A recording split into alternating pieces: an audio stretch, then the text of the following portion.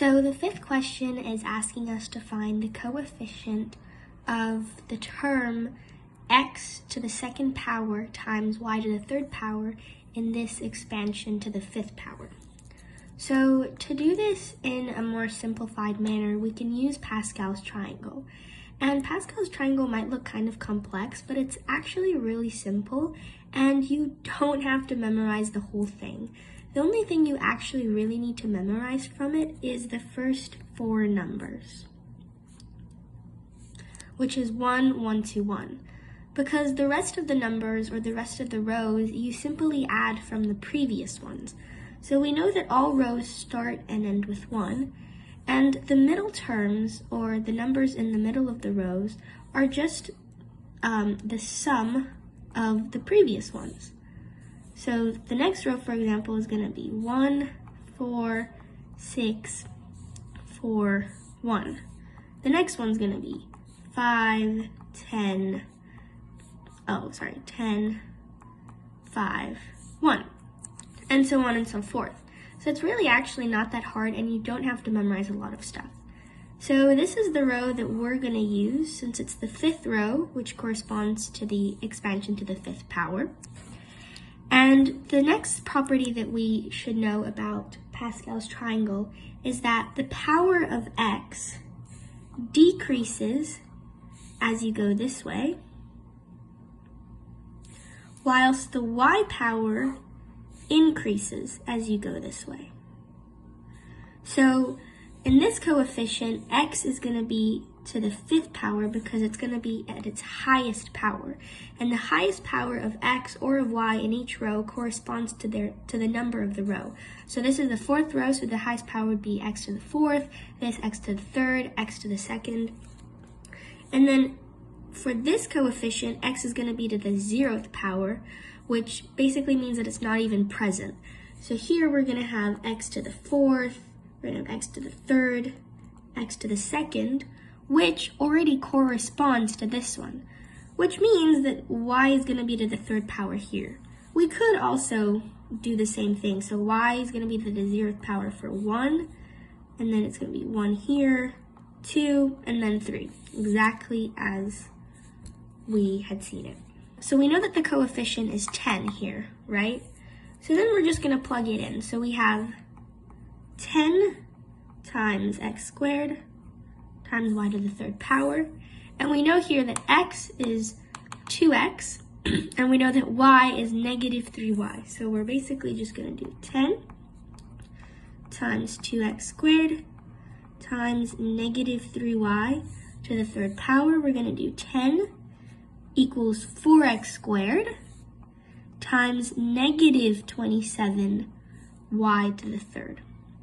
And then we're going to times all of these together, which will give us 1,008, or negative 1,080 x squared y to the third. That is the answer, but the question just asks us what is the coefficient for this term, which is basically negative 1,080. And that's the answer. So question number 6 is asking us for what is the value of k, giving us this equation. Now this may seem very obvious, but it's important to remember, especially in more analytical questions or situations, that when you have an equation, it's because what is being said on the left is exactly equivalent to what is being stated on the right, and what is being stated on the right is exactly equivalent to what is being stated on the left. Now that might seem obvious, but for example, with this question, we have to remember that what is being said here is going to equal what is being said here too. So terms are exactly alike, both on the left and the right side. So the first thing that we're going to do is expand this term here. So again, we can use Pascal's triangle, right? So we had it in the previous question. So we have 1, 3, 3, 1. So it's going to be x to the third power, because x is at its highest power for the first coefficient. And then it's going to be 3 times x squared times k. Then plus 3xk squared. Then plus k third. Oops, kind of like lopsided. And then this is going to equal to the rest of this equation. So now instead of writing this question mark, I'm just going to put y here just so that. Now remember that what is being said here is exactly the same thing as what is being said here because they're equal. It's an equation. So we can already notice that we have x to the third power and x to the third power here. So these are completely the same, which kind of means that this x squared here kind of is this, isn't it? So let's circle this and then circle this. So then this here, x is to the first power, as it is here as well. So this is the same thing as this, which means that this right over here is the same thing as y. So we know that y equals k to the third power.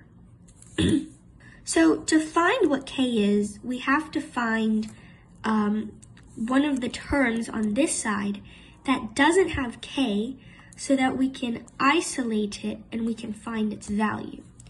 So really we can use either this or this term with one of these ones.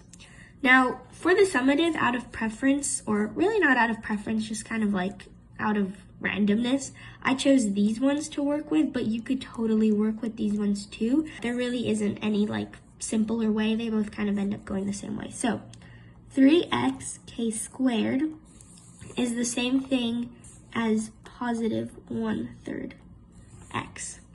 Okay, so we have to isolate k to find its value, right? So we're going to have k squared equals 1/3x divided by 3x, which if we use KFC, we're going to get 1/3x times 1/3x. And this is going to give us, well, this is the same thing as x over 9x.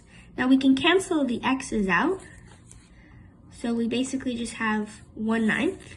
So then k squared equals 1/9, which means that the square root of k is simply 1/3. Well, technically it's positive or negative 1/3, right? Now this is the hard part because we have to decide whether 1/3 is negative or positive. So if we go back here and we insert positive 1/3, we're going to get 3x times 1/9, right? Which is the same thing as 3x over 9. And we can cancel these ones out. So it's going to be 1/3x, which is exactly this. But then we also have to check it for this one, right? We have to make sure that this one, that if we plug it into here, that it's also going to equal this one, right? So we're going to have 3x squared times 1/3, which if we cancel these ones out, is just going to be x squared. But this is technically positive x squared because we don't have any negative here. But over here it's negative, which means that the 1/3 has to be negative 1/3. Because if you square a negative, it's going to be positive, right? Because we're squaring it here, so that's why it's positive. But it's negative here because it's not being squared and it's just its original form. So in this case, k is negative 1/3. Which means that for part B of question number 6, we know that y equals k to the third because these correspond to each other, right? Which means that we simply do negative 1/3 to the third power, which simply equals negative 1/27. So question number 7 deals with log properties. And what we need to know is that when these logs have the same bases, right? They both have the base of 8. And they're being subtracted, it's going to create a division between these terms. So we can rewrite this, because it's an equation, right? Into log 8 equals x squared minus 1 over 3 equals 1. Now, if this seems confusing, it's probably just because you haven't possibly studied the log properties, but this is literally just a rule that they have and you simply follow it. Whenever you have a subtraction between logs of the same base, you have the first one as the numerator and the consecutive one is the denominator, and it's simply just a property that you follow. There's really not much explanation to it, so it's literally just rewriting this in a different form, and it's simply a property. Now we know that this is equal to 1. Now we also know that we can, because we have an equation here, we can technically rewrite this because this corresponds to the exponent, this corresponds to the base, and this corresponds to the result, right? So we can rewrite this as 8 to the first power equals x squared minus 1 over 3. 8 to the first power is simply 8, and this is technically over 1, right? So we can do cross multiplication, and we're going to get 24 equals x squared minus 1. We can do 24 plus 1 equals x squared. 25 equals x squared, which means that the square root of 25 equals x, which means that x equals 5. That's it.